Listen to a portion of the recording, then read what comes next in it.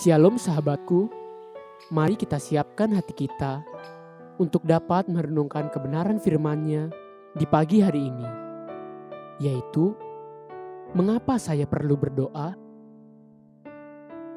Mari kita buka Alkitab di dalam kitab Mazmur 49 ayat yang pertama sampai yang kelima dan ayat yang ke-11 sampai yang ke-14. Untuk pemimpin biduan dari Bani Korah.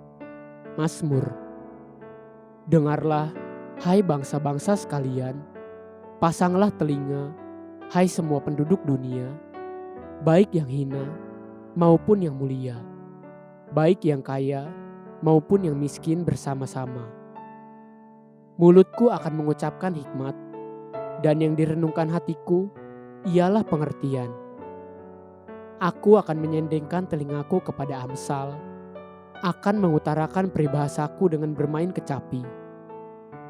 Sungguh akan dilihatnya orang-orang yang mempunyai hikmat mati, orang-orang bodoh dan dungu pun binasa bersama-sama dan meninggalkan harta benda mereka untuk orang lain.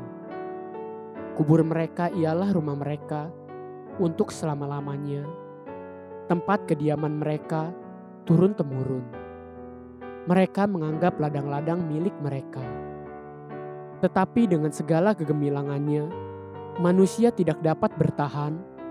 Ia boleh disamakan dengan hewan yang dibinasakan.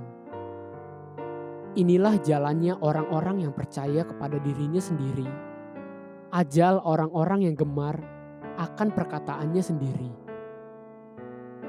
Bukankah hari-hari ini kita melihat kebenaran dari apa yang Mazmur Bani Korah ajarkan kepada kita pagi ini? Di tengah-tengah pandemik yang melanda seluruh dunia, kita tidak lagi melihat kotak-kotak pemisah antara yang kaya dan yang miskin. Sebab keduanya sama-sama kena penyakit sampar ini, atau antara kaum rohaniawan dan orang awam. Mereka semua sama-sama terkapar tak berdaya, tua maupun muda, yang berpangkat tinggi maupun rakyat jelata, semua tidak ada yang terkecualikan. Di masa-masa seperti inilah, kita mulai dapat melihat bahwa semua atribut-atribut yang ada di dunia sama sekali tidak bisa menjadi andalan untuk menyelamatkan kita. Uang dan harta manusia tidak dapat menambah umur, apalagi menyelamatkan. Pangkat tidak berarti, usia muda dan gagah perkasa bukan jaminan. Saat-saat seperti inilah, manusia akan mulai dapat memahami bahwa Tuhan adalah satu-satunya harapan yang dapat diandalkan. Terkadang saya merenungkan, kenapa Tuhan izinkan masalah yang seperti ini menimpa anak-anak Tuhan? Saya tidak mampu mengerti pikiran Tuhan, tapi minimal saya melihat dan menemukan bahwa masalah dan tekanan berat yang menindih orang percaya seharusnya bisa membuat kita belajar satu perkara, merendahkan hati kita sendiri.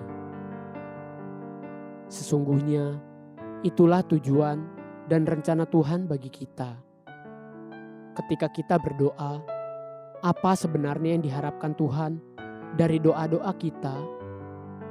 Apakah supaya kita memberitahu Tuhan apa yang Tuhan perlu kerjakan untuk kita? Atau supaya Tuhan lebih besar karena kita agung-agungkan dan tinggikan? Bukankah Tuhan memang Maha Kuasa dan Maha Tahu, sekalipun kita tidak berdoa? Jadi, apa tujuan Tuhan untuk kita berdoa? Sesungguhnya, kita berdoa supaya kita belajar merendahkan diri dan hati kita.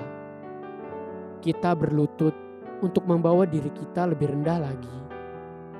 Kita mengangkat tangan, tanda kita tidak mampu dan tidak sanggup. Kita menyerah, kita memohon kepada Tuhan dalam doa kita, sama seperti budak yang memohon belas kasihan tuannya. Semua itulah yang kita dapatkan dari doa-doa kita. Belajarlah merendahkan hati di hadapan Tuhan. Pagi ini, sudahkah kita berdoa? Haleluya. Sahabatku, mari kita sama-sama berdoa. Terima kasih Bapa Surgawi. Aku mau terus berdoa, sebab aku mau terus belajar merendahkan hati di hadapan-Mu. Amin. Jesus loves you, and so do I.